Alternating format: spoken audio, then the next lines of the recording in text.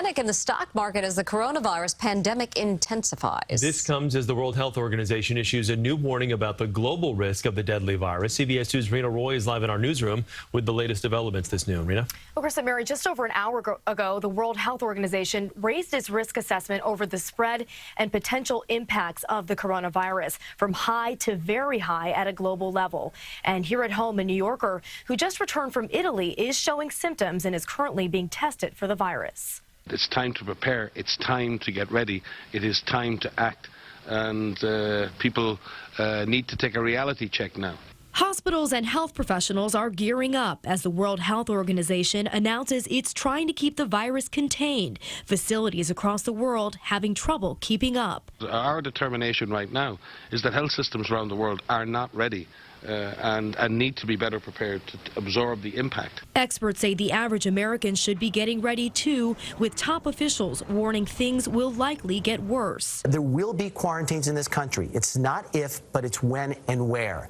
And we're all going to have to prepare for it. Dr. David Agus tells CBS This Morning that means know your company's work from home capabilities, be aware your kids may have to school at home, and stock up on a week's worth of dry food. There's going to be a new way of life. And what about the possibility of New York City schools being shut down? But even though that's something that is in our back pocket, we would think long and hard before disrupting the lives of New Yorkers. We don't take those measures lightly. This as health officials in California work to figure out how a woman there contracted the virus with no link to foreign travel. Both hospitals where she's been treated are near Travis Air Force Base, where hundreds of Americans returning from China and Japan were quarantined, but officials found no connection between the woman and anyone there. They are trying to track down anyone she's been in contact with.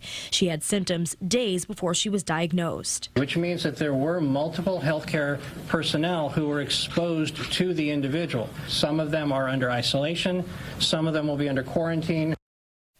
And experts say right now there is a lack of testing kits, but next week there should be more in this country and also more testing places.